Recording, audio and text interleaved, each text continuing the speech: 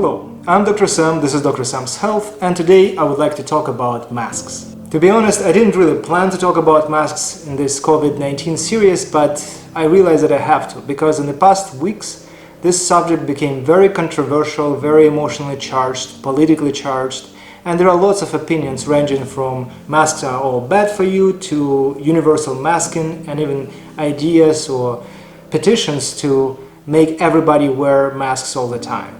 So since this topic became so emotionally charged and controversial, as a medical doctor I feel that I should talk about it on my channel. And as a medical doctor I would like to make a couple of disclaimers. First of all, I'm a practicing physician, but nothing I'm talking about in my videos should be taken as a medical advice. It is merely my opinion, and this opinion does not necessarily reflect the opinions or statements made by regulatory bodies or public health officials. So now we can proceed, and the first thing I would like to talk about is the timeline of events and the recommendations that were made. First of all, I clearly remember that several months ago WHO was saying that people should not wear masks, that masks do more harm than good, and it was an official statement and recommendation from multiple public health officials. I actually remember it really well, and I remember that I was very surprised with this kind of recommendations, but later on, like maybe in a month or two after making the statements, WHO kind of retracted this statement and replaced it with a new one, which was masks should be preserved for healthcare professionals who encounter a lot of people who are potential carriers of COVID-19.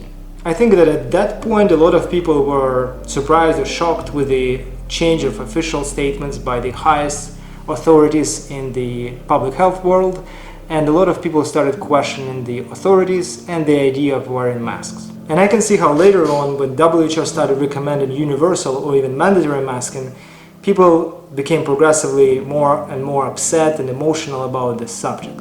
Especially given all these lockdown restrictions, people started considering masking as some sort of an attack on their personal freedom. As a matter of fact, masks became an effective prerequisite for opening up businesses and places like gyms and dental offices, multiple places like that, where wearing a mask doesn't even seem to be logical. But at the end of the day, I believe that wearing a mask in public or universal masking is overall a good thing, and I would like to explain my opinion and use logic and common sense to make my point. First of all, a lot of people do not believe that masks are effective at all. And they usually use this argument that the virus is much smaller than the holes in the meshwork of the fibers of a mask, and accordingly the mask cannot filter out significant proportion of the viral particles or virions. Well, it makes total sense and I see where they are coming from, but at the same time I must say that masks are not working as just simple filters.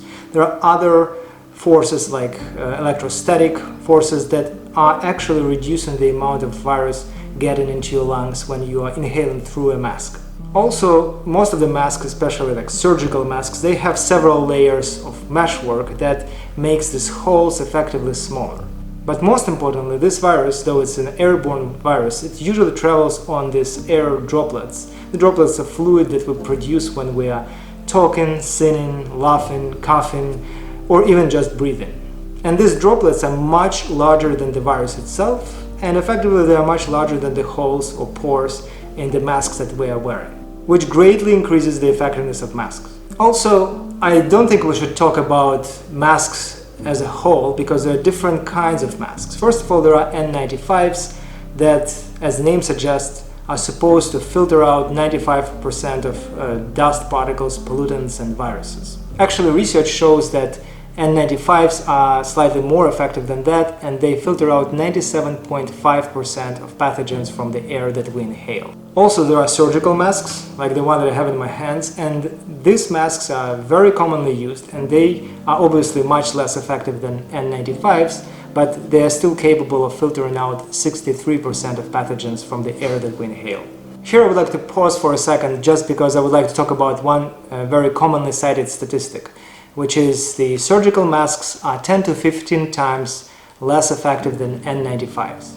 which is factually true, but it doesn't mean that these masks are inefficient. Unfortunately, a lot of people take in this statistic as these masks are completely useless, which is simply not true. Also, we have cloth masks that a lot of people are wearing, and these masks are obviously the least effective out of all the spectrum of the masks that we have, but they still give you 28% protection or reduction in inhaled pathogens. So at the end of the day, we cannot say that all these masks are useless. Some of them are providing a very decent level of protection, and one main question I would like you to ask yourself is whether you would prefer to have some protection or none at all. And I hope that the answer is that you would prefer to be protected, especially if you are vulnerable or if you are in some sort of environment where you are more likely to catch the virus.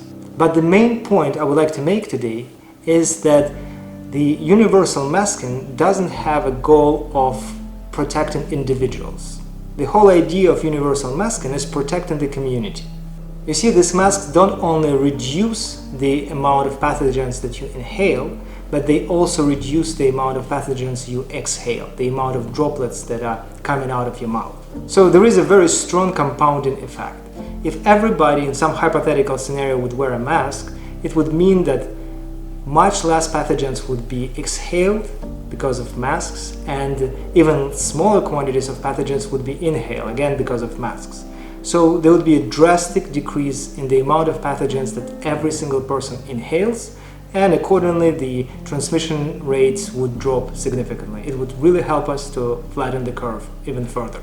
And if this line of argument doesn't convince you to wear a mask, I would like to suggest an added benefit to it. So far, we've been focusing almost exclusively on coronavirus, but there are other viruses in the air. There are also bacteria. There are also a number of other pollutants like dust, car exhaust, things like that that tend to be filtered out by this mask. So wearing a mask protects you not only from coronavirus, it protects you from multiple other pathogens. Of course, it wouldn't be fair to focus just on benefits of universal masking, because there are side effects. A lot of people are voicing concerns about difficulties breathing, about inability to concentrate, about decreased oxygen saturation, and even CO2 poisoning. I must say that from what I've heard and seen, a lot of people are coming from a wrong place, because masks do not filter out any gases like oxygen or carbon dioxide. But at the same time, masks indeed might affect your breathing. Wearing a mask from a physiological standpoint indeed creates an extra barrier to your breathing, and it does reduce your airflow. So in order to get the same amount of air into your lungs and out of them, you have to make a little bit more effort. For healthy people though, it shouldn't be a problem at all. As a matter of fact, I've done some self-experimentation, so I've taken a mask and I checked my oxygen saturation using the pulse oximeter before wearing the mask and while wearing the mask. And before wearing the mask it was around 96 to 98%. If I was breathing more actively on purpose, it was going up to 99 to 100%, and when I was wearing a mask it was still at the level of approximately 98%. So it is a living proof that wearing a mask in a healthy individual with non-compromised lung function effectively does not affect your oxygen saturation at all. But while it's true for healthy individuals at rest, it might not be true for people who are either heavily exercising or who have compromised lung or cardiovascular function. For example, if you're going to a gym and working out really hard at or above your maximum oxygen uptake capacity, likely wearing a mask will be problematic. You actually might faint, and we don't want this to happen. And of course, if you've got some sort of heart disease or lung disease, wearing a mask also might be problematic, and I would not advise people wearing that. Again, I'm not giving any medical advice, it's just like logical, common sense reasoning. So what's the bottom line? Should we wear masks or not?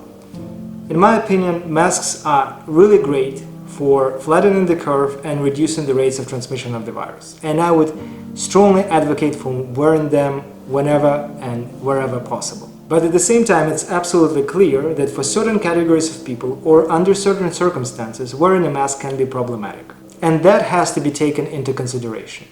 So at the end of the day, I would recommend that communities, businesses and individuals use discretion when they are choosing whether to wear a mask or not. And again, I would like to acknowledge the fact that this topic is highly sensitive, highly politicized, and I don't want you to take my opinion as granted or as a medical advice.